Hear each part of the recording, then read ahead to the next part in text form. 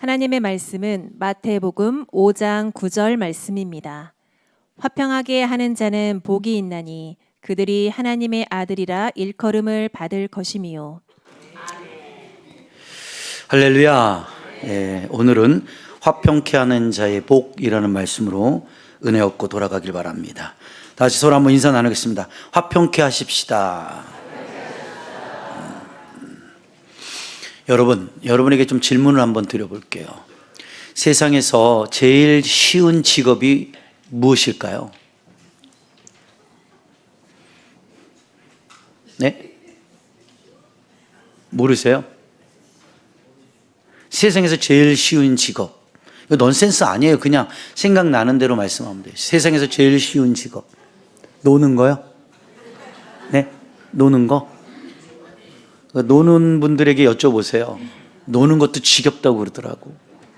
여러분, 아무것도 안 하고 열흘만 한번 놀아보실래요? 지겨워요. 그러니까 노는 것도 지겨워요. 그럼 여러분에게 한번 여쭤볼게요. 세상에서 제일 힘든 직업은 또 뭘까요? 뭐 개념들이 없네요. 근데 여러분, 사실 직업이 쉽고 직업이 어려운 게 아니에요. 돈 버는 게 어려운 거죠. 어떤 직업도 쉬운 직업은 없어요. 근데 여러분들이 왜 힘들게 느끼냐면 돈 버는 게 힘들어서 그래요. 그러면 세상에서 제일 힘든 직업을 가진 사람이 누굴까요? 모르시죠?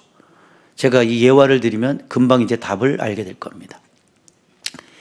시골에서 한 농부가 소 한 마리를 끌고 밭을 갈기 시작을 했어요. 근데 이 소가 밭을 잘 갈다가 힘든지 멈춰서서 안 가는 거예요. 그래서 주인이 으랴 어이 하면서 계속 달래고 재촉하고 몇 차례로 엉덩이도 때려보고 빨리 밭을 갈아야 이놈아 오늘 들어갈 거 아니냐. 그런데도 소가 그날따라 일하기 싫어서 그런지 모르겠는데 꿈쩍 안 하고 서 있더래요. 그래서 이게 양난에 빠진 거예요. 그래서 고민하고 있는데 그날따라 목사님이 논밭 자체의 두렁을 지나가고 계셨어. 그러니까 그 농부가 목사님 좀 일로 좀 와보세요. 왜 무슨 일이 있어요? 했더니 얘가요 말을 안 들어요. 너무 힘들어요 지금. 빨리 그럼 남은 밭을 갈고 가야 되는데 얘가 전혀 움직이질 않습니다. 그래서 쇄심질이라고 그러잖아. 고집 피우면. 그래서 목사님은 그래도 하나님의 사람이니까 얘 좀 어떻게 설득 좀 해보세요. 목사님이 또 농촌에서 목회를 하시니 이번이 전도 기회잖아요. 그래서 믿음을 가지고 제가 한번 해보겠습니다. 그리고 소한테 가서 귀에 이렇게 얘기를 합니다. 너도 많이 힘들지? 내가 이해한다. 하루 종일 밥 갈래니 얼마나 힘들겠니? 근데 소야, 나도 힘들어 죽겠어. 새벽 기도도 해야 되고 신방도 해야 되고 사람들 만나야 되고 전도도 안 되고 너무 속상해 힘들어. 그런데 나도 이렇게 열심히 살려고 애쓴다. 그리고 내가 마지막 부탁할게. 내 체면이 있잖니. 내가 목사인데. 그러니 빨리 얼른 밥 갈고 가자. 그랬더니 소가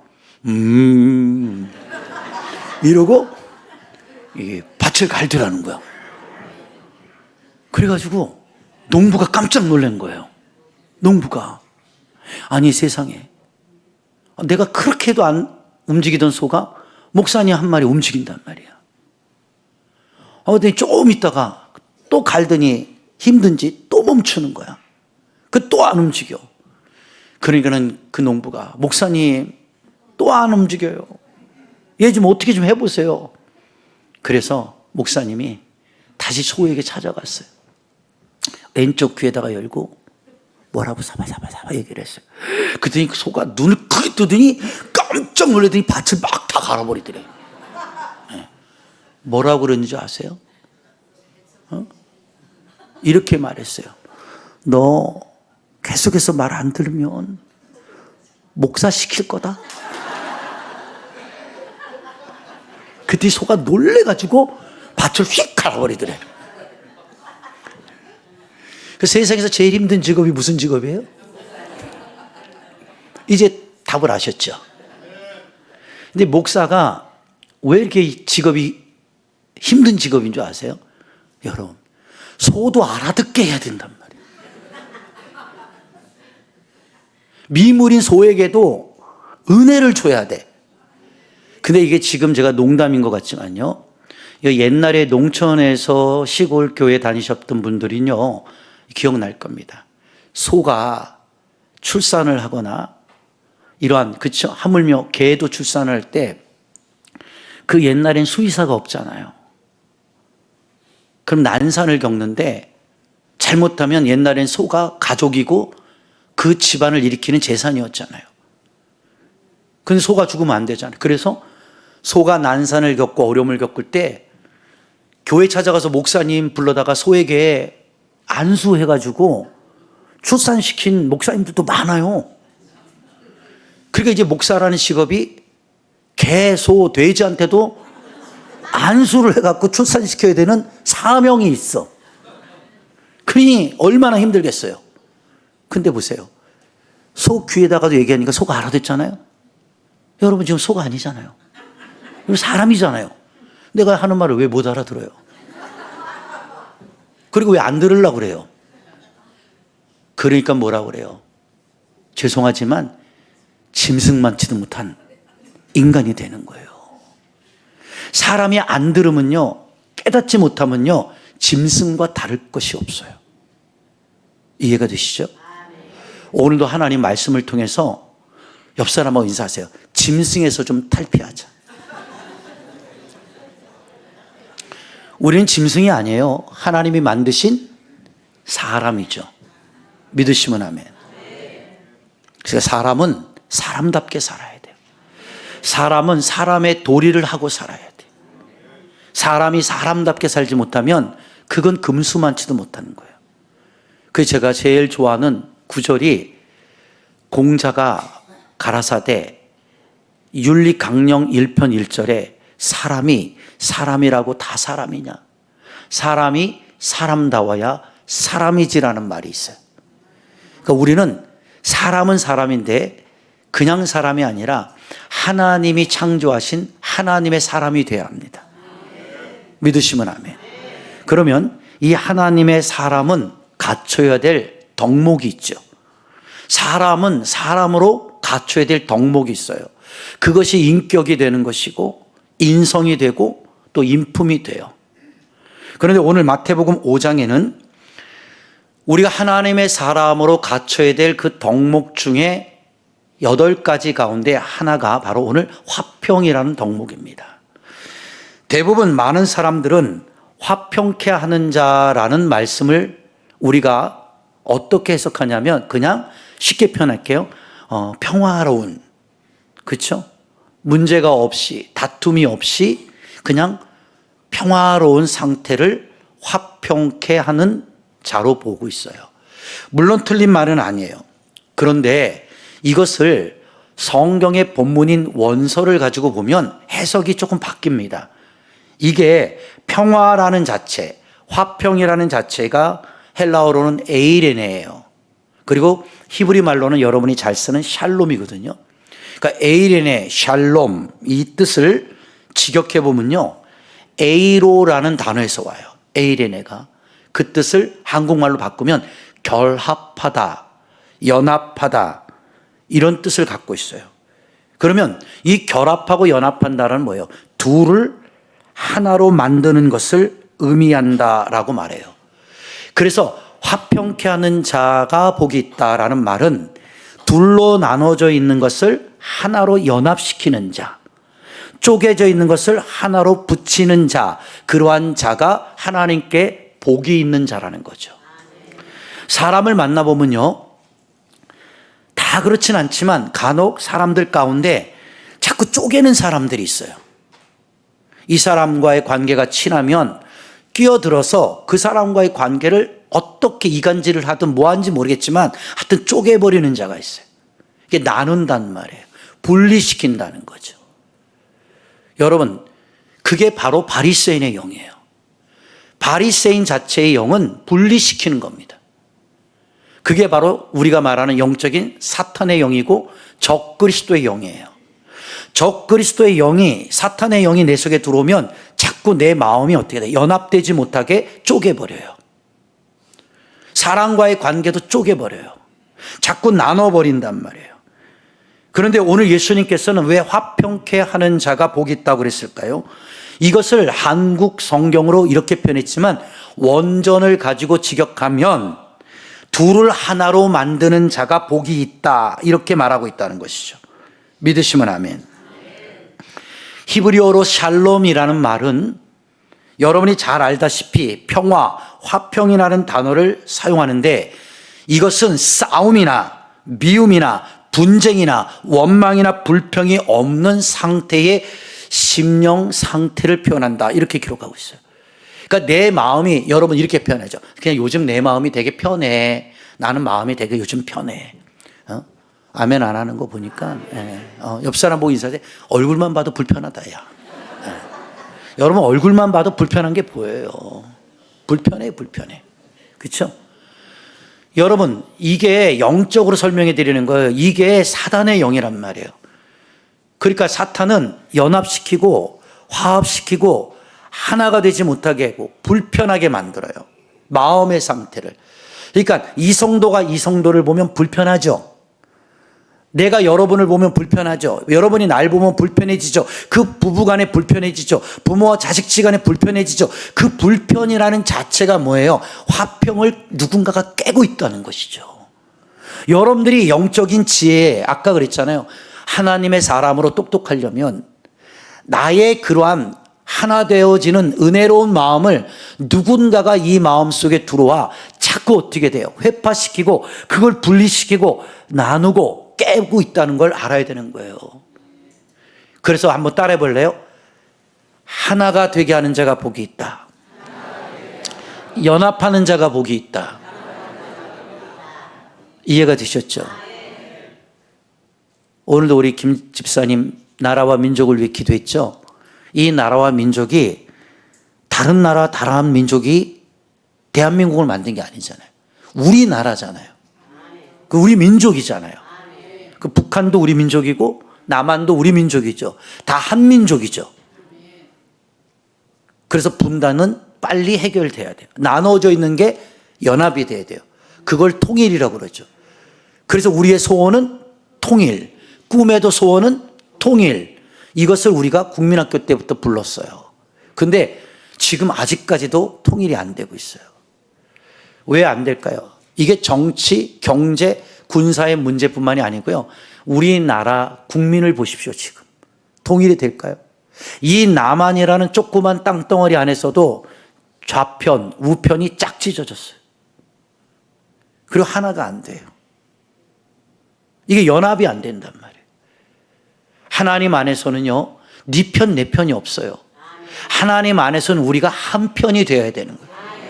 그래서 이 나라가 앞으로 잘 되려면요, 하나가 되는 은혜가 와야 돼요.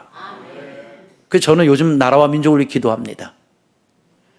국민들이 광화문이든 어디든 다 나와서 서로 끌어안고 미안했다, 서로 용서했다오, 우리나라를 다시 한번 살려보자. 이런 국민의 화합, 정치인들 간의 화합, 이런 것들이 국가의 힘이 될 거라고 나는 믿어요. 그런데 이 남한에서부터 지금 하나가 안 되잖아요. 여러분, 나라만 말할 필요가 없어요. 교회에 와서 예배하고 앉아있는 여러분들도 서로 하나가 안 돼요. 서로 적과 적의 불가분적 관계를 만들어서 불편한 관계를 만들어가고 서로 사랑하지 못하고 화평하지 못하는 이 시대 속에 우리가 그리스도인이라는 옷을 입고 있거든요. 이것이 하나님 보시기에 얼마나 위선적이고 하나님 보실 때 주님의 마음이 아플까요? 이것이 비단 오늘날 이 시대의 문제뿐만이 아니라 2000년 전 예수님이 오셨을 때에도 유대인들 간에 화목하지 못하고 반목하고 원망하고 불평하고 쪼개고 나누는 그러한 유대인들의 삶을 바라보며 주님은 통탄하신 겁니다. 눈물을 흘리시면서 그들에게 복음을 전하는 거예요. 화평케 하는 자가 복이 있느니라. 이것은 바로 뭐예요? 싸움을 멈춰라. 미움의 정쟁을 멈춰라. 분리와 분쟁과 다툼을 이 시간 멈춰야 한다. 그것이 하나님의 사람이 해야 할 일이다. 이것을 앞장서 행하는 자가 바로 복이 있느니라. 여러분, 예수님은요 십자가에서 못 박혀 죽으셨죠? 그런데 성경은 그렇게 말해요. 그 죽으심에 대해 둘로 나뉜 것을 하나로 합하게 하셨다는 거죠. 하나님과 인간과의 원수되었고 인간과 인간과의 원수되었던 관계를 예수가 십자가에 달려 죽음으로 인하여 하나가 되게 하는, 그래서 이제는 우리가 그 은혜와 담력과 믿음을 가지고 하나님께 나아가 지금 이렇게 예배할 수 있는 은혜의 시대가 열리게 된 것입니다. 여러분들은 예수 믿는 사람들이에요. 예수 믿는 사람들은 세상 사람같이 살면 안 돼요. 왜? 하나님과 인간이 나누어졌던 그 휘장을, 분리되었던 휘장을 예수님이 죽으심으로 완전히 찢어 오픈시켜 놨는데, 여러분들은 예수를 믿는다고 하면서도 마음의 휘장을 치고 있습니까? 생각의 휘장을 치고 하나님과의 관계, 사람들과의 관계, 이웃과의 관계, 목회자의 관계를 왜 다 차단하고 있습니까? 그것이 진정 하나님이 원하시는 그리스도인의 모습일까요? 이 설교는 비단 누구 한 사람에게 주시는 게 아니에요. 유대인 전체에게 예수님께서 하나님 나라의 회복을 명하고 계시는 은혜의 말씀임을 아셔야 하는 겁니다. 옆 사람하고 한번 인사 한번 해볼래요? 우리 서로 하나 되자. 우리 서로 사랑하자. 믿으시면 아멘. 그래서 진정한 단지 화평은요, 그냥 얼굴 보고 왔어? 잘 있지? 이게 아니에요. 진정한 화평은요, 내 마음 속에서 찾아오는 주님의 마음을 말하는 겁니다. 그리고 너희 안에 이 마음을 품어라. 곧 그리스도 예수님의 마음이잖아요. 그리스도인의 삶은 예수님의 마음을 갖고 사는 거예요. 그 예수님의 마음은 오늘 본문에 뭐예요? 화평케 하는 자. 이것은 뭐예요? 쪼개는 자가 아닌 연합시키는 자, 화목시키는 자. 그래서 저와 여러분들은 어딜 가도 여러분 때문에 조화가 이루어지는, 그렇게 연합시키는 하나님의 은혜가, 여러분에게 은사가 임하기를 주의 이름으로 축원합니다. 제가 예전에 우리 노예에서 목회자들 부부 이스라엘 성지 순례를 갔다 온 적이 있어요. 한 20년 전에.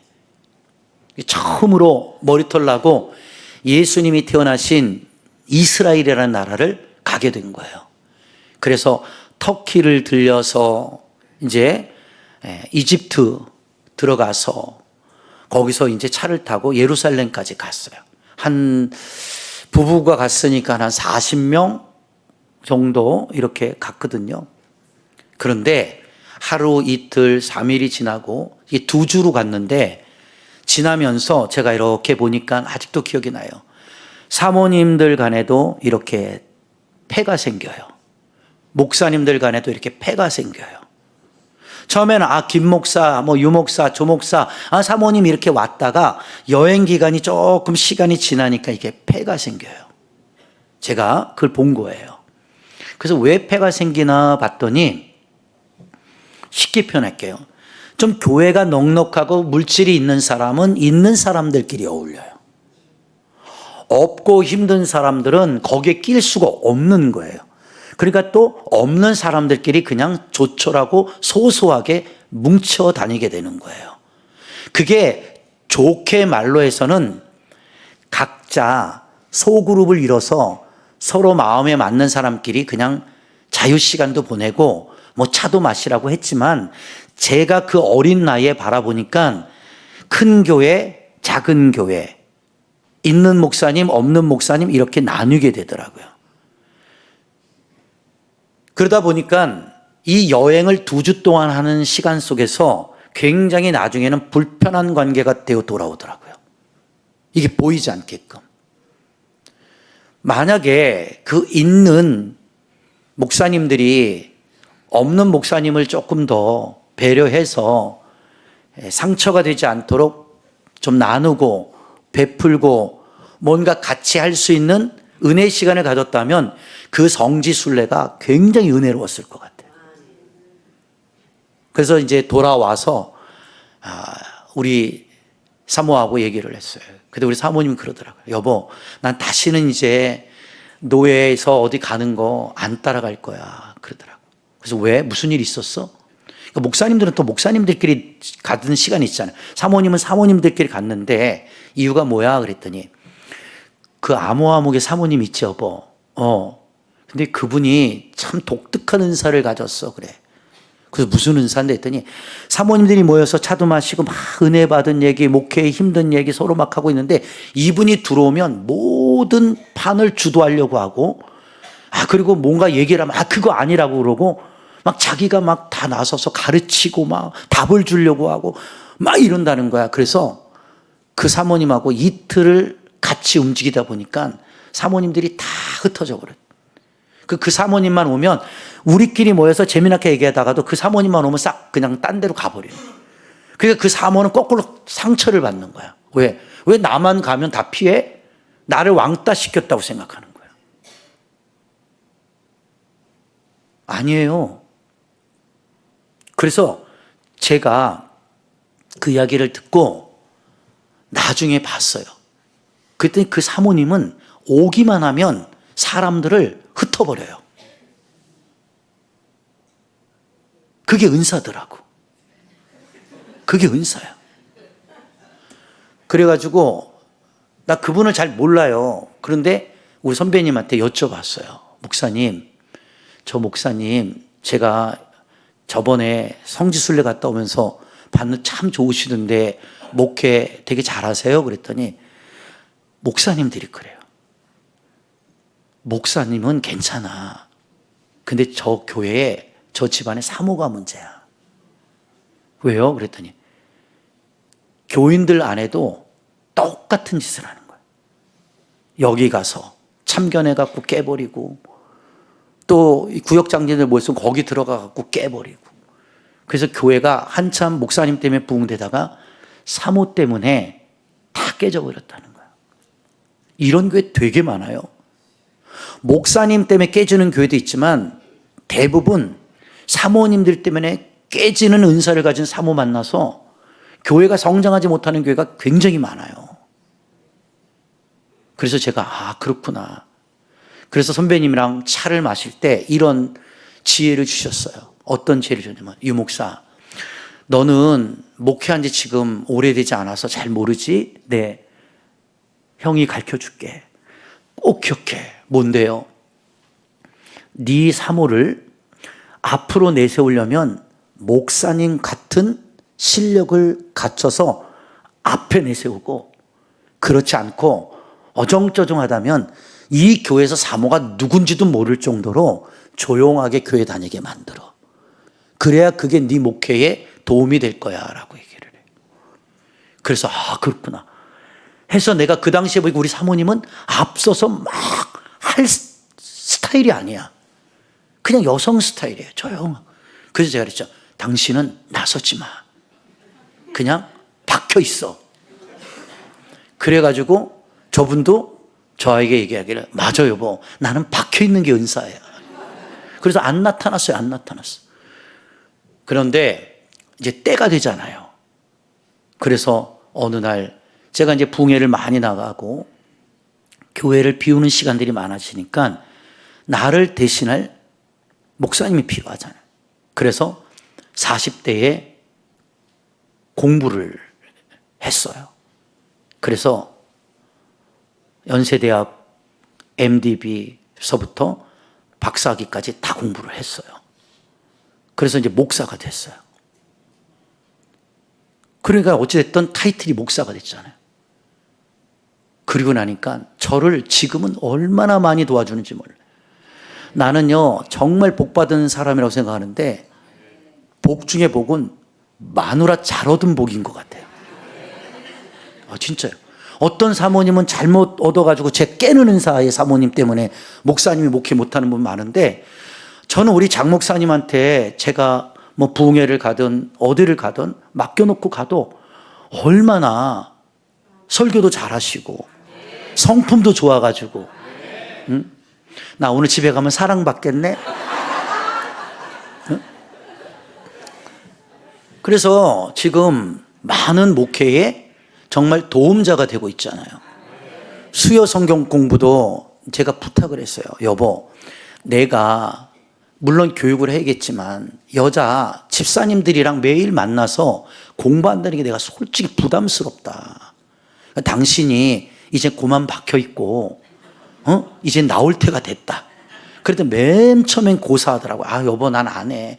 나는 패도 약하고 모도 약하고 그래서 막 안 한대. 그래서 내가 이렇게 해서, 그러면 나중에 나 여자 집사님들하고 막 놀러 다니고 커피 마시고 다녀도 열받지 마라. 막 이랬더니 막 웃더라고. 근데 이제 기도해보고 나더니 결정하고 내가 수요 예배 하고 그 다음에 성경 공부를 맡아서 해볼게요 그러더라고. 얼마나 감사해요. 근데 또 그게 하나님이 할 수밖에 없더라는 게, 제가 그 암에 걸려서 그 수술을 하고 그 당시 또 많이 힘들었잖아요. 그러니까 사모님이 안 하고 싶어도 할 수밖에 없는 상황을 하나님 그렇게 만든 거야. 그러니까 나의 병듦은 사모님을 세우기 위한 하나님의 계획이 있던 것 같아요. 해석을 난 좋게 헤매요. 그런데 사모님이 수요 예배 성경 공부를 시작해서 맨 처음에 뭐 한 2명, 3명 모일까? 이랬다. 지금은요, 1년 됐잖아요. 지금은요, 수요 성경 공부가 엄청 늘어나고 있어요. 우리 새신자들도 어떻게 하면 수요 공부 시간에 같이 들어가 있어요. 그리고 거기 와서 많은 사람들이 연합하고 같이 기도하고 말씀 배우고 하니까 그들의 믿음이 아름답게 크잖아요. 왜? 크니까 기분 나빠요?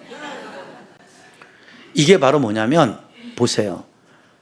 장 목사님이 하는 일은, 나는 거꾸로 말할게요. 목회 사역이지만 성경적으로 할게요. 그게 화평케 하는 사역이에요. 화평케 하는 사역이 뭐예요? 연합시키는 사역. 서로 하나 되게 하는 사역. 나누었던 것들을, 알지 못했던 것들을 알게 하고 부족했던 것들을 채우게 하셔서 성도 간에 서로 연합하게 하고 마음을 나누게 하고 그 은혜 가운데 서로 조력자가 되고 협력자가 된다는 것이 얼마나 큰 은사냔 말이에요. 여기 계신 여러분들이 그런 은사자가 되었으면 좋겠어요. 여러분들이 들어가는 어느 곳, 직장이든 조직이든 사회든 가정이든 교회든 내가 서 있는 이곳에서 나를 통하여 하나님이 분리되어 있고 나눠져 있고 쪼개져 있던 것들을 연합시켜서 하나 되게 해서 하나님께 영광을 돌리는 그러한 직분자들, 하나님의 거룩한 그리스도인의 옷을 입은 저와 여러분이 되기를 주의 이름으로 축원합니다. 그것이 하나님의 사람인 거예요. 그럼 마귀의 사람은요? 반대죠. 하나 되지 못하게 합니다. 자꾸 어떻게든 연합하지 못해요. 연합의 자리에 있게 하지 못합니다. 나누게 합니다. 그리고 그 자리에서 자꾸 끄집어내려고 해요. 자꾸 나오라고 그래요. 나오라고. 여러분 영적 분별력을 가지세요. 예수님 말씀대로 정확히 설명해 드릴게요. 적은 일에 충성하라. 그냥 충성해. 죽도록 충성하라. 우리는 우리의 일을 하는 게 아니에요. 주의 일, 하나님의 일을 하는 거죠. 믿습니까? 하나님의 일은 나의 일이 아니에요. 그것이 분리가 되어야 돼요. 그러나 나의 일 속에서도 하나님의 일과 같은 마음으로 세상 일도 해야 돼요. 그래서 너희들은 세상의 빛과 소금이라는 거예요. 여러분이 들어가면 어두웠던 그 직장이, 어두웠던 조직과 사회가, 어두웠던 그 단체가 여러분 한 사람으로 인하여 환해져야 돼요. 불화와 분쟁과 다툼과 원망과 불평이 있는 그 자리에 내가 예수님의 이름으로 들어가면 감사로 바뀌어지는 역사가 일어나야 된다는 거예요. 그것이 마지막 때 하나님이 그리스도인들에게 주시는 화평케 하는 자가 진짜 복 있는 자라고 말씀하는 겁니다. 여러분, 불화하지 마십시오. 그건 자기 인생을 망쳐요. 세상에요, 천상천하 유아 독전이라는 말이 있죠.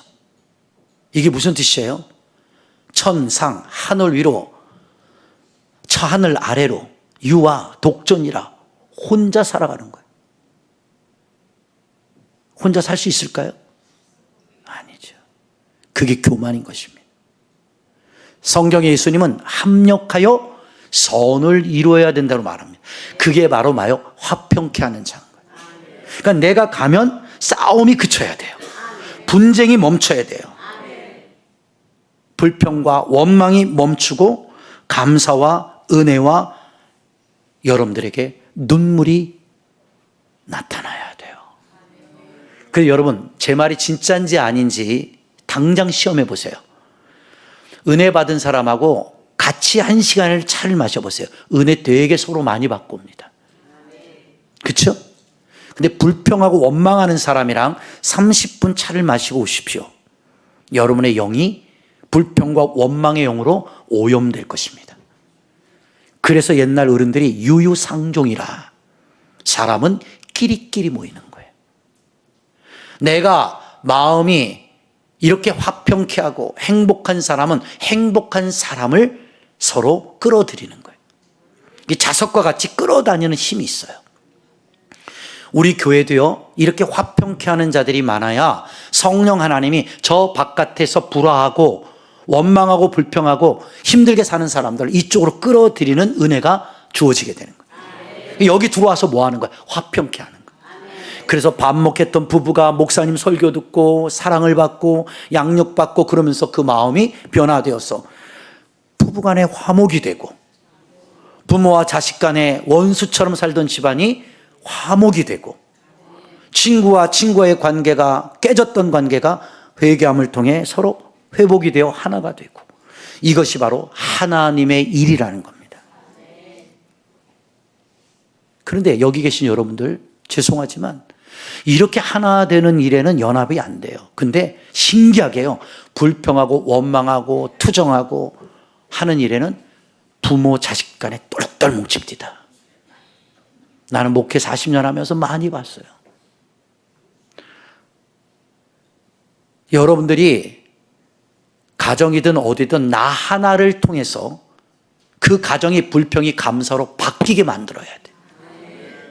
원망이 은혜로 바뀌어야 돼요. 슬픔이 기쁨으로 바뀌어야 돼요. 그것이 하나님이 화평케 하는 자에게 주신 특권인 겁니다.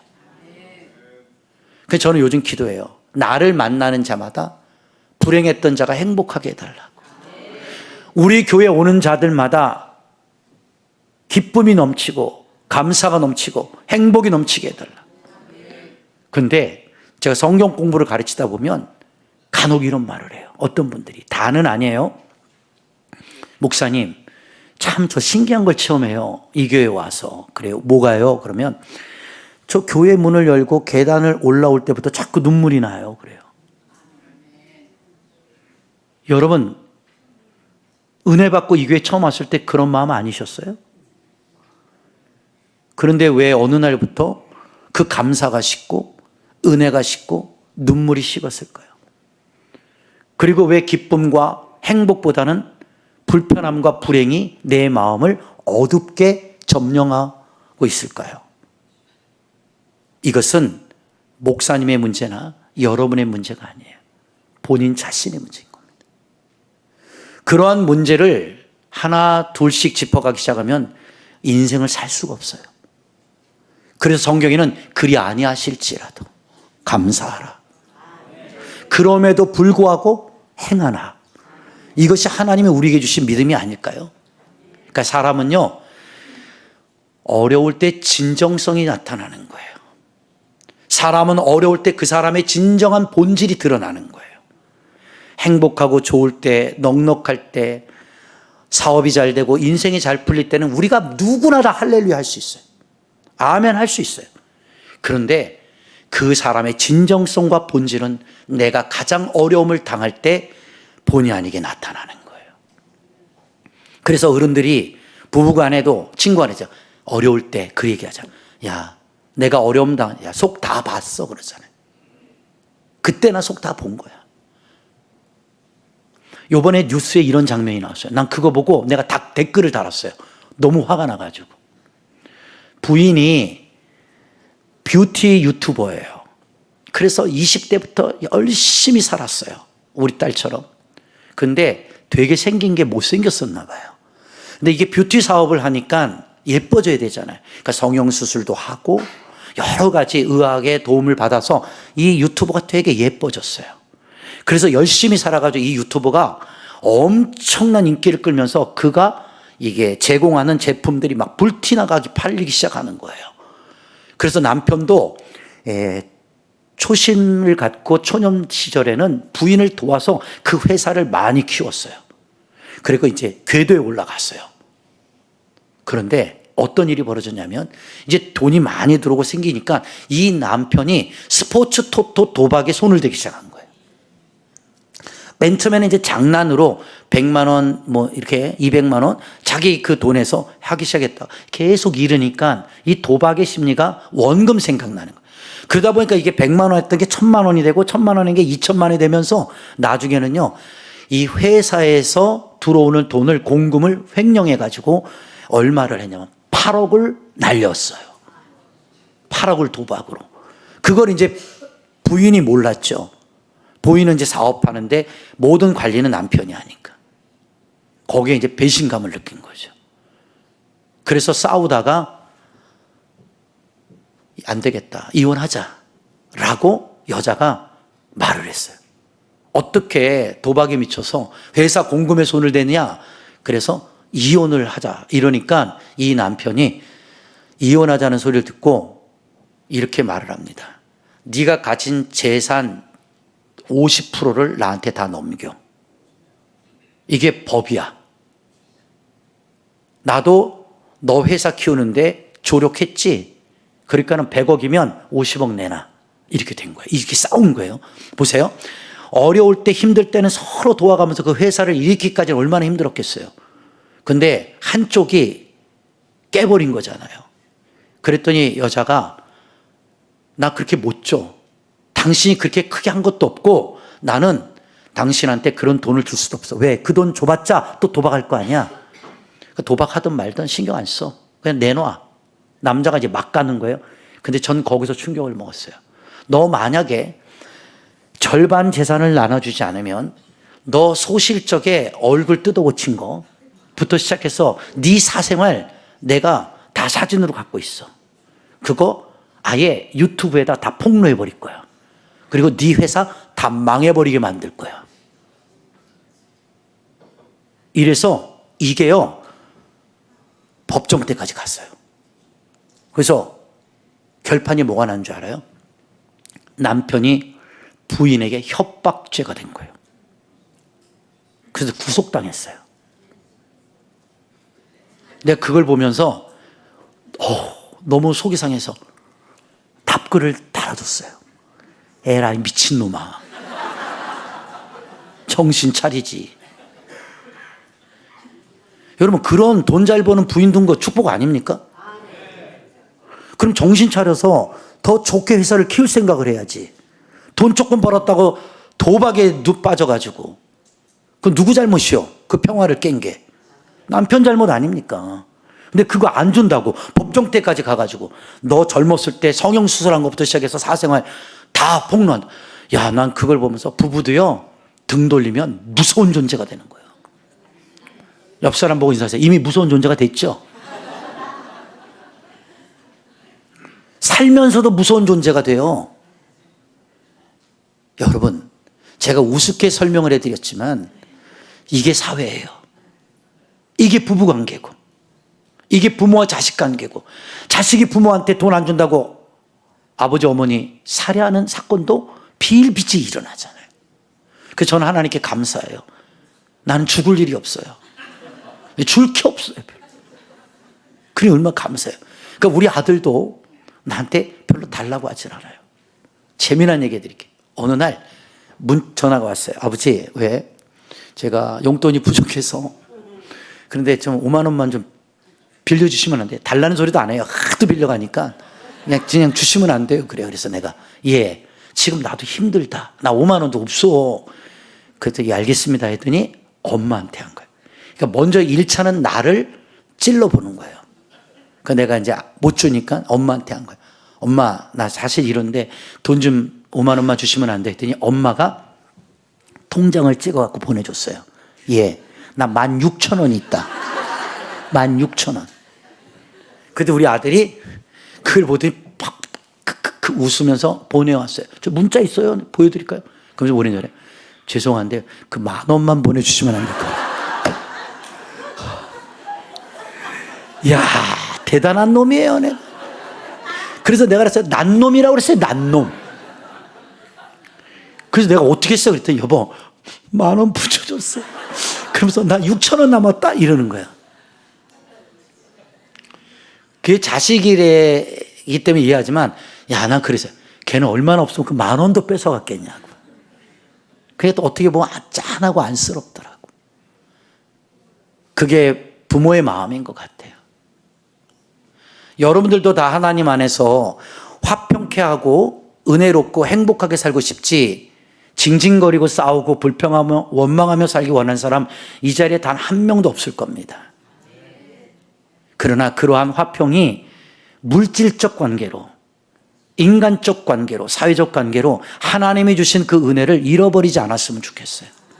하나님이 주신 은혜, 하나님이 주신 은사는 세상의 어떤 가치로도 바꿀 수가 없는 거예요. 그것을 받기 위해서 우리가 얼마나 애쓰고 노력했습니까? 저요, 은혜 받으려고 7살 때부터 얼마나 노력했는데요. 17살 이후로부터 그 은혜 지키려고 얼마나 애썼는데, 지금도 제가 아픈 가운데도 있지만 제가 왜 이렇게 행복하게 사는 줄 알아요? 그 은혜 잊어버릴까? 여러분 생각해 봐요. 내가 여러분 알다 병 걸려 1월 27일 날 다시 왼쪽도 정밀검사 들어가야 돼. 나는 아닐 거라고 봐요. 그건 내 마음이죠. 그건 또 기라고도 할 수 없어요. 그러면 내가 보세요. 야, 나는 양쪽이 다 암이야. 나는 못할. 이러고 살면 여러분 행복할까요? 나만 만나면 불편할걸요. 목사님 보면은 불편해. 왜? 맨날 아픈 얘기만 하셔. 그런데 제가 그렇게 여러분들 대하지 않잖아요. 얼굴 봐요. 어디 아픈 얼굴인가. 난 건강해요. 열심히 운동하고요. 일주일에 4시간씩 축구 차고요. 내 건강 지키고 나 행복하게 살아요. 그 사람들이 그래요. 유목사는 그렇게 병중에도 있는데 그렇게 왜 얼굴이 그렇게 환해? 얼굴이 더 좋아지는 것 같아. 목사님, 나 배웠잖아. 뭐든지 행복하게 살아. 그러면 은혜가 와.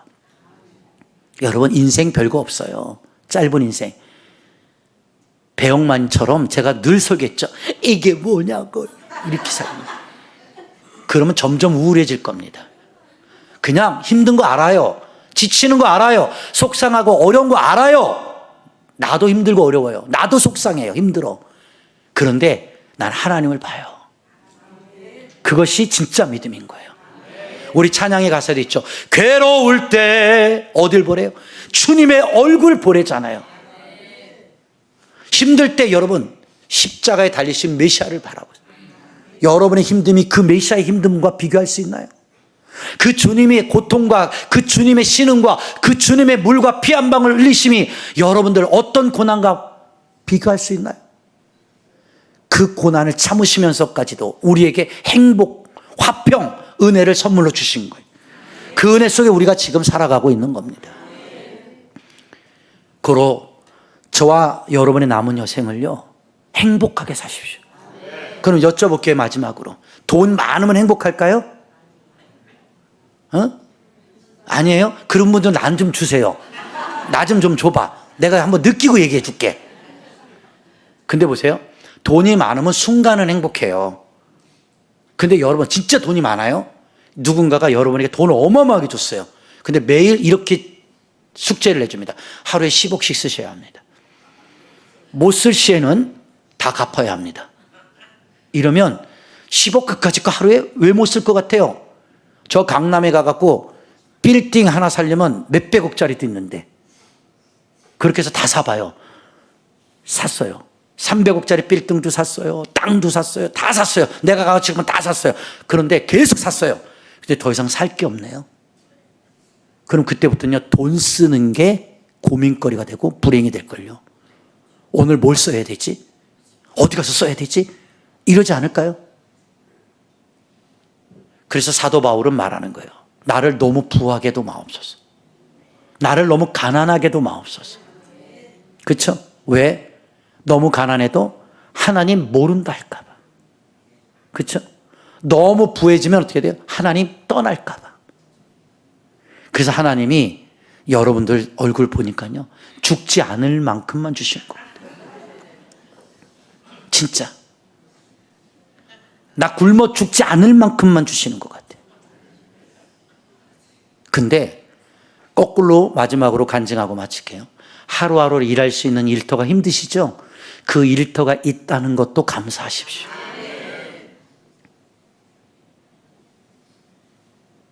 여러분, 공사 현장에 가서 일하시다가 낙사해가지고 팔다리가 마비되신 분들도 많아요.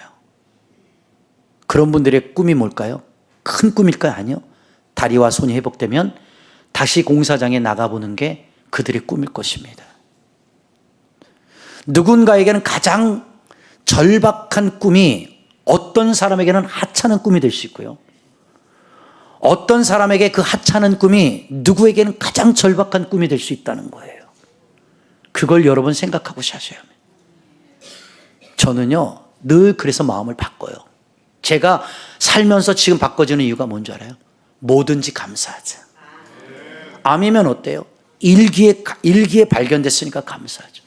모르고 지나갔으면 사기가 됐을 거고, 말기가 됐다면 나는 죽었을 텐데, 하나님의 은혜로 아직 목회의 사명이 남아서 그런지 모르지만 미리미리 발견하시니 감사하고, 오른쪽 잘라냈지만 또 왼쪽 생겼어. 그리고 왼쪽도 또 검사해서 암이라면 또 잘라야겠죠. 그래도 난 감사해요. 왜? 의사가 그랬어요. 일기에 발견되면 생존율 잘만 관리하면 98%, 95% 이상입니다. 얼마나 감사해요. 그러면 뭐예요? 100% 산다는 거 아닙니까? 근데 여러분, 여기에 암 안 걸리신 분들 저보다 더 많잖아요. 여러분 나보다 건강한 거예요. 감사하세요.